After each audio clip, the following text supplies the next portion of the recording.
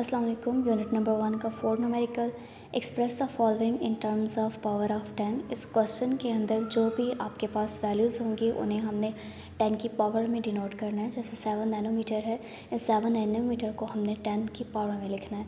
तो 10 की पावर में लिखने से पहले बेहतर यह है कि आप अपनी बुक के अंदर जो भी प्रीफिक्स का टेबल गिवन है उस प्रीफिक्स के टेबल को अच्छे तरीके से देख लें। तो यहाँ पर 7 नैनोमीटर है। नैनो क्योंकि प्रीफिक्स है इसलिए हम इसके यहाँ पर पहले वैल्यू पुट कर लेते हैं। Nano equals to small n के साथ रिप्रेजेंट करेंगे और इसकी जो वैल्यू है वो है 10 पावर -9। तो यहाँ नैनो की जगह नैनो की वैल्यू पुट करेंगे मल्टीप्लाई बाय नैनो की वैल्यू पुट कर लेते हैं 10 पावर -9। और मीटर का क्योंकि सिंबल स्मॉल m के साथ रिप्रेजेंट करते हैं तो स्मॉल m ये मीटर का सिंबल है। पार्ट बी के अंदर 96 मेगावाट गिवन है। मेगा प्रीफिक्स है और वाट जबकि उसकी यूनिट है। तो पहले यहाँ पर प्रीफिक्स मेगा की वैल्यू पुट कर लेते हैं। Mega equals to capital M के साथ मेगा को रिप्रेजेंट किया जाता है तो कैपिटल M और इसकी जो वैल्यू है वो है 10 पावर 6। तो यहाँ 96 एज इट इज़ ही लिखेंगे।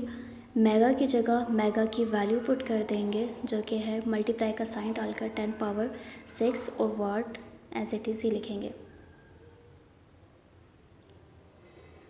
पार्ट सी स्टार्ट करते हैं। पार्ट सी में 2 गीगाबाइट गिवन है। गीगा प्रीफिक्स है, अगेन प्रीफिक्स की वैल्यू पुट करेंगे। गीगा इक्वल्स टू गीगा की वैल्यू 10 पावर 9 होती है तो और कैपिटल G के साथ हम इसे रिप्रेजेंट करते हैं। तो यहाँ प्रीफिक्स की वैल्यू सिंपल हमने पुट करनी है। गीगा की जगह इसकी वैल्यू पुट कर लेंगे मल्टीप्लाई बाय 10 पावर 9 और बाइट यूनिट है ये एज इट इज़ ही आएगी।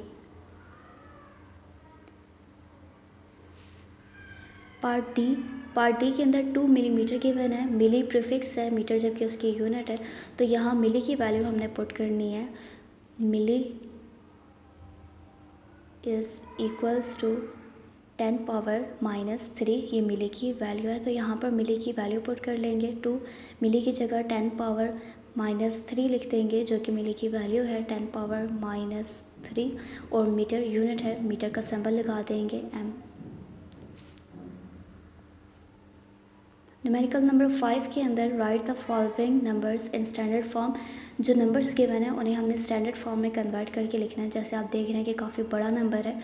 मैस ऑफ बैक्टीरियल सेल आपको गिवन है और काफ़ी बड़ा नंबर है जो कि आसानी से पढ़ने नहीं होता तो इसलिए इस नंबर को हम स्टैंडर्ड फॉर्म में डिनोट करके लिखेंगे। स्टैंडर्ड फॉर्म में लिखने के लिए सबसे पहले यहाँ पे जो पॉइंट है इसको मूव करवा के फर्स्ट नॉन ज़ीरो डिजिट के आगे रिप्लेस करवाया जाता है जो कि यहाँ पर 5 है। 5 के आगे हम पॉइंट को मूव करवाएंगे। तो मैस क्योंकि है तो इसलिए मैस का जो सिंबल है वो स्मॉल m के साथ हम इसे रिप्रेजेंट करते हैं। पॉइंट को मूव करवाकर फर्स्ट नॉन ज़ीरो डिजिट से आगे लेके जाएंगे और देखेंगे कि कितने टाइम्स हमें पॉइंट को मूव करवाने के लिए लेके जाना पड़ा। तो यहाँ पर इनको काउंट कर लें। 5 से आगे लेकर जाने के लिए हमें कितने टाइम्स पॉइंट को मूव करवाना पड़ा। 5 के आगे पॉइंट आ गया। 0 आप चाहें तो लगाएं वरना नहीं भी लगा सकते। मल्टीप्लाई बाय 10 पावर तो तकरीबन 12 टाइम्स हमें पॉइंट को मूव करवाना पड़ा। को क्योंकि राइट साइड के ऊपर मूव करवाया इसलिए साथ में माइनस का साइन आएगा और किलोग्राम यूनिट को हमने ऐसे ही लिखना है। पार्ट बी है डायमीटर ऑफ सन गिवन है। इस वैल्यू को भी हमने स्टैंडर्ड फॉर्म में कन्वर्ट करके लिखना है।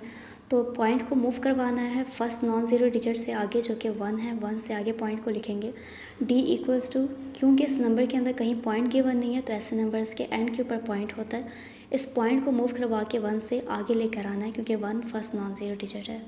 तो 1 2 3 4 5 6 7 8 9 टाइम्स हम पॉइंट को अगर मूव करवाएं तो तब ये 1 से आगे आता है। तो डी